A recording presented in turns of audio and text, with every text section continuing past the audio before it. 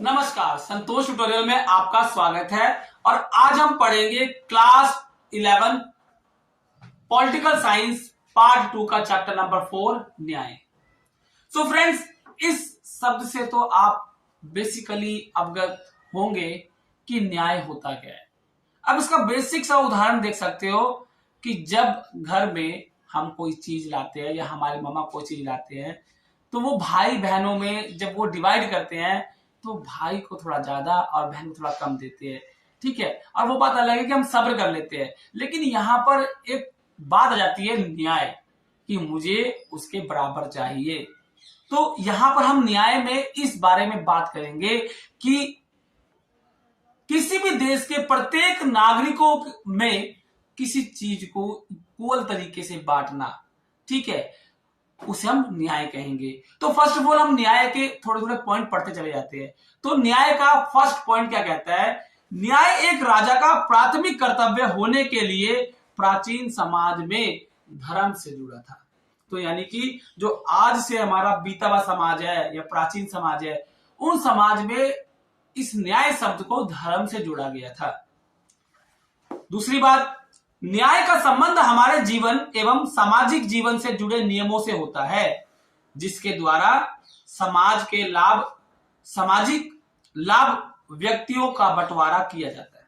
तो यहां पर क्या कहता है कि न्याय का संबंध जो है वो हमारे जीवन व जो सार्वजनिक जीवन से जुड़े जो कुछ नियम है उनके साथ जुड़ा हुआ है, जिसके द्वारा सामाजिक लाभ कर्तव्यों का बंटवारा किया जाता है।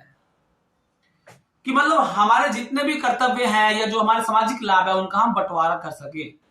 प्राचीन भारतीय समाज में न्याय धर्म के साथ जुड़ा था, जिसकी स्थापना राजा का परम कर्तव्य माना जाता था। न्याय को विभिन्न तरीकों से परिभाषित किया गया है, अर्थात कभी कभी यह माना जाता था कि जैसा आप बोते हो वैसा ही काटेंगे, जैसा आप बोते हैं वैसा ही काटेंगे। और कभी कभी पिछले जन्म या ईश्वर की इच्छा में किए गए कार्यों का परिणाम ही माना जाता है। कुछ इस तरह के हम उदाहरण लेते हैं न्याय के पक्ष में। न्याय 4 आयामों का उपयोग करता है, अर्थात राजनीतिक आयाम, कानूनी आयाम, सामाजिक आयाम और आर्थिक आयाम। तो न्याय के 4 आयाम होते हैं। तो हम एक एक करके इनके आयाम के बारे में भी पढ़ेंगे। उससे पहले हम कुछ प्रोफेसर्स के बारे में पढ़ते हैं कि वो न्याय की क्या अवधारणा बताते हैं, मतलब वो अपने शब्दों में क्या बताते हैं कि न्याय है क्या। तो अलग अलग प्रोफेसरों के अपने अलग अलग मत या अपने अपने अलग अलग विचार हैं। तो हम पहला प्रोफेसर सालमन के अनुसार न्याय की व्याख्या करते हैं। तो प्रोफेसर सालमन जी कहते हैं क्या कि न्याय हर शरीर को उचित हिस्सा बांटने का एक साधन है। कहने का मतलब क्या है? वो एक साधन है जैसे हर शरीर को एक उचित हिस्सा बांटना। जबकि मार्क्सवादी लोग क्या कहते हैं कि अपनी जरूरतों के अनुसार प्रत्यक्ष से अपनी क्षमता के अनुसार विचार करना ही न्याय है। इसी प्रकार एक और हमारे दार्शनिक है जिनका नाम है प्लूटो। उनके अनुसार न्याय क्या है हम उन्हें भी समझते हैं। जो ये ग्रीक दार्शनिक है जो अपनी न्याय के बारे में विचार बता रहे हैं, उन्होंने अपनी पुस्तक लिखी है जिनका नाम है द रिपब्लिक, में न्याय की व्याख्या करते हुए कहा है कि लोगों का जीवन कार्यात्मक विशेषताओं के नियमों के अनुरूप है।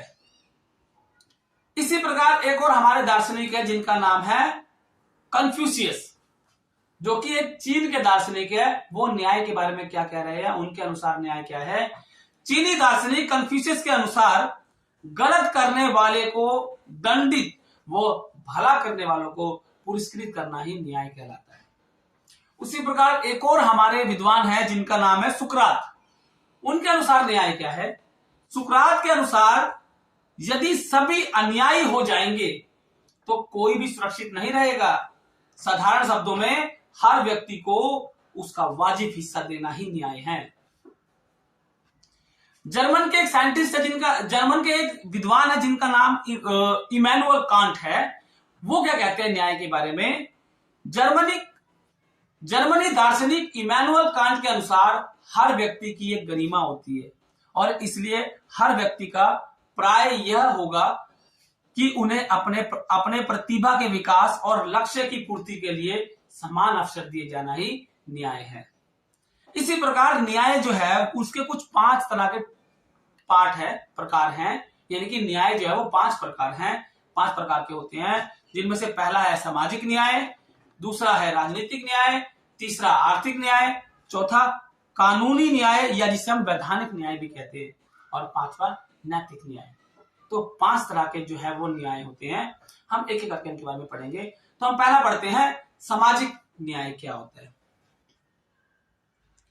सामाजिक न्याय का अर्थ है समाज में मनुष्य एवं मनुष्यों के बीच भेदभाव ना हो, कानून सबके लिए एक समान हो और कानून के समक्ष सभी बराबर हो, ताकि सामाजिक न्याय हो सके। कहने का मतलब क्या है, कानून के समक्ष हर व्यक्ति, राजा रंग फकीर, हर व्यक्ति एक समान होना चाहिए, अमीर और गरीब हो, चाहे किसी के पास पावर हो चाहे किसी के पास पावर ना हो, यानी कि प्रत्येक व्यक्ति जो है वो कानून की नजर में एक समान है और कानून के समक्ष सभी बराबर हो, ताकि सामाजिक न्याय हो। सामाजिक न्याय का अर्थ समाज में उत्पन्न विकास के सभी अवसरों जैसे कि वस्तुओं एवं सेवाओं का नियोजित तरीके से बंटवारा है। राजनीतिक न्याय क्या होता है? राजनीतिक न्याय का अर्थ है कि राजनीतिक में होने वाले भेदभाव में मिलने वाले न्याय से है। लोकतंत्र में सभी को राजनीतिक पे भाग लेने और अपने सरकार चुनने और वोट देने का अधिकार है।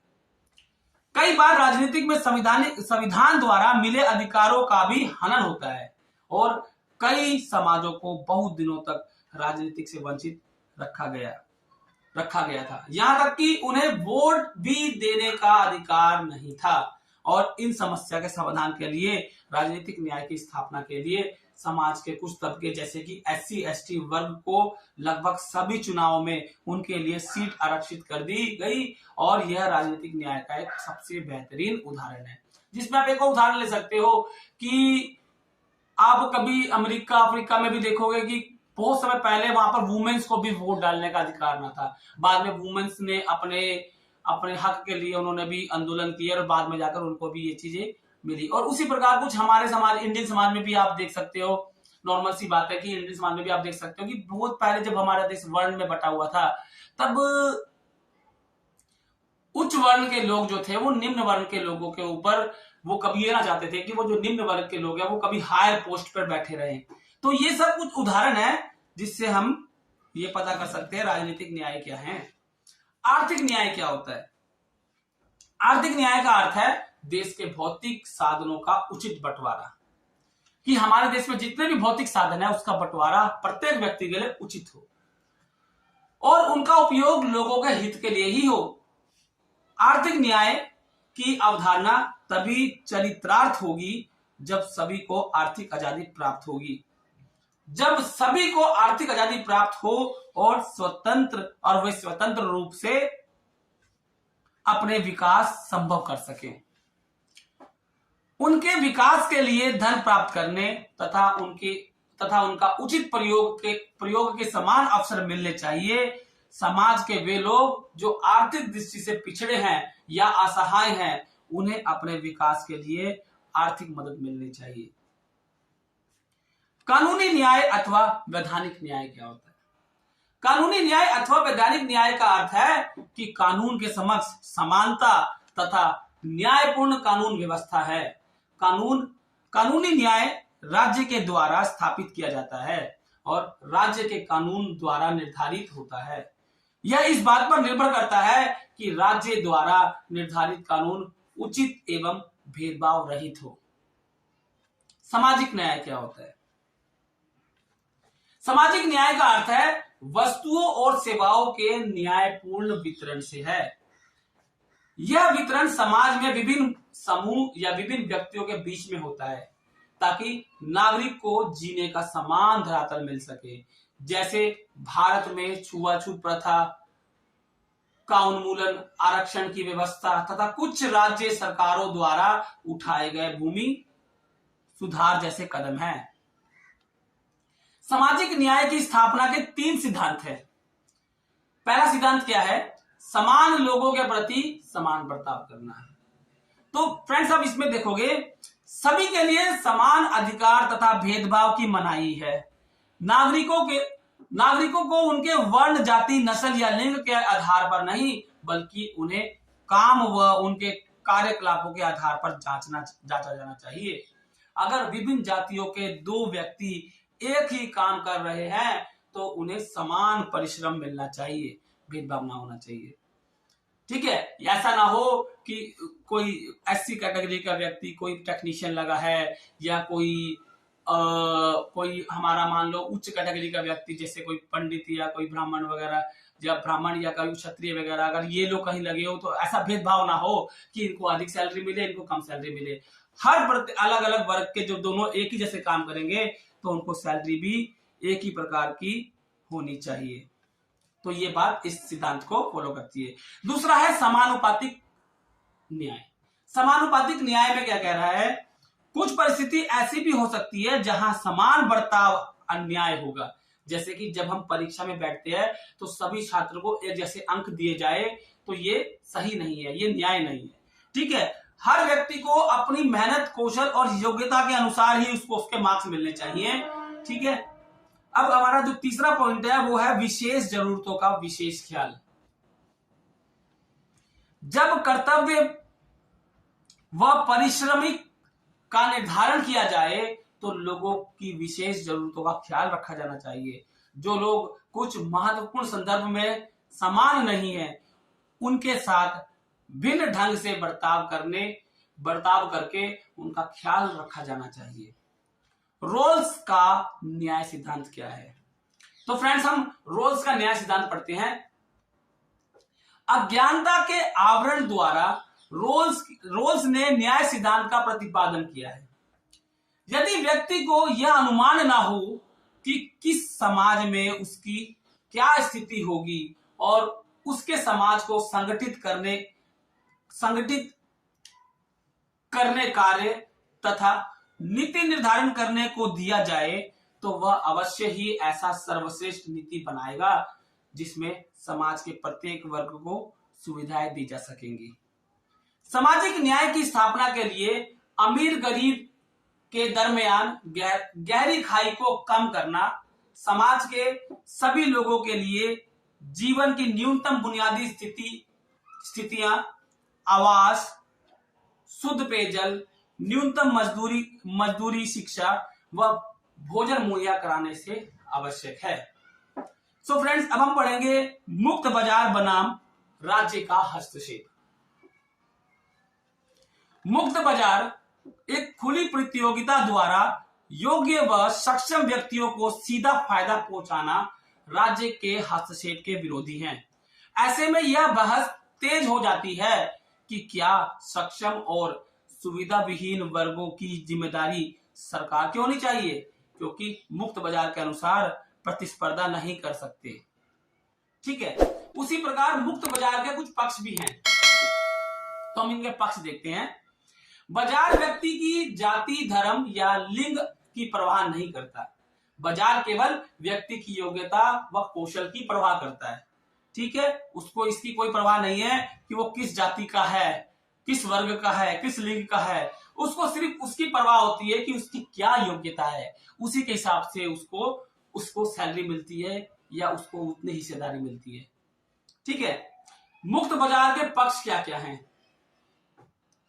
मुक्त बाजार ताकतवर, धनी व प्रभावशाली लोगों के हित में काम करने को प्रवृत्त होता है, जिसका प्रभाव सुविधा विहीन लोगों के लिए अवसरों से वंचित होना होता है। भारत में सामाजिक न्याय की स्थापना के लिए उठाए गए कदम कौन कौन से हैं?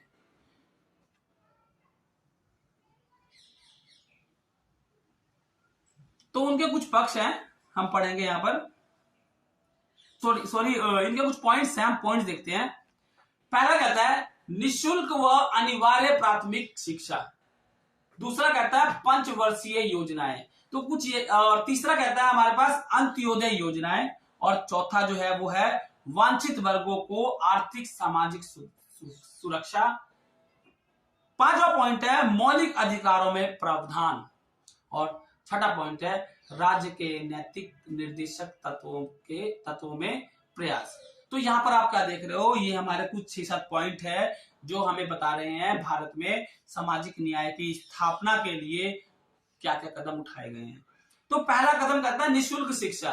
अगर हम अपने देशवासियों को निःशुल्क शिक्षा देंगे तो हर गरीब से गरीब तबके का व्यक्ति भी अपने बच्चों को एटलीस्ट 8वीं तक तो पढ़ा ही सकेगा, जो कि बिल्कुल निःशुल्क है। इसके अलावा सरकार बहुत सारी ऐसे स्कॉलरशिप्स निकालती है, अगर बच्चा उसके योग्य होता है तो अपनी हायर क्लास भी उस स्कॉलरशिप के माध्यम से निःशुल्क ही प्रकार से पढ़ता है। पंचवर्षीय योजनाएं, सरकार हर 5 साल की योजना पहले ही डिसाइड करती है, जिसमें सरकार इस बात का पूरा ध्यान रखती है कि भारत में सामाजिक न्याय जो है वो बना रहे और हम ऐसे रूल्स बनाए जाते हैं, ऐसे नियम बनाए जाते हैं जिससे हर तबके का जो समाज है उसकी तरक्की हो सके। अंत्योदय योजनाएं, ये योजना सरकार भारत में सामाजिक न्याय को बनाए रखने के लिए उसके कदम के हिसाब से लेकर आई थी, ताकि प्रत्येक गरीब से गरीब व्यक्ति का बच्चा भी स्कूल में भूखा ना आए और वो एटलीस्ट एक समय का खाना उसको मिल सके। नेक्स्ट है वंचित वर्गों को आर्थिक सामाजिक सुधार, आर्थिक सामाजिक सुरक्षा। बहुत से ऐसे वर्ग है जो किसी ना किसी तरीके से मेन स्ट्रीम में नहीं रह पाए और वंचित वर्ग में आ गए, जिसमें हमारे SC ST वगैरह जो है उनके लिए उनको आर्थिक सामाजिक सुरक्षा दी गई है। ऐसे लोगों को प्लॉट खरीदने में कंसेशन ग्रांट मिल रही है, ऐसे लोगों को बहुत सारी ऐसी एक्टिविटीज है जिनमें गवर्नमेंट कुछ ना कुछ राहत देती है। मौलिक अधिकारों में भी प्रावधान इनके लिए लिखे गए हैं और राजनीतिक नीतिक निर्देशकों तत्वों में भी इसका प्रयास किया गया है। सो फ्रेंड्स, इस तरह हमारा जो चैप्टर है ये पूरी तरह से एक तरीके से ओवरव्यू के हिसाब से हमने पढ़ा कि न्याय क्या होता है। सो फ्रेंड्स, वीडियो कैसा लगा, आप इस चैनल को लाइक और सब्सक्राइब जरूर करें और प्लीज बेल आइकन को प्रेस कर दे और मेरी ऑल जो नोटिफिकेशन आती है वो ताकि आप तक पहुंच सके। और फ्रेंड्स जरूर कमेंट करके बताएं अगर आपको कोई पॉइंट ना समझ में आया हो या आपको कुछ विशेष जानकारी चाहिए हो। धन्यवाद।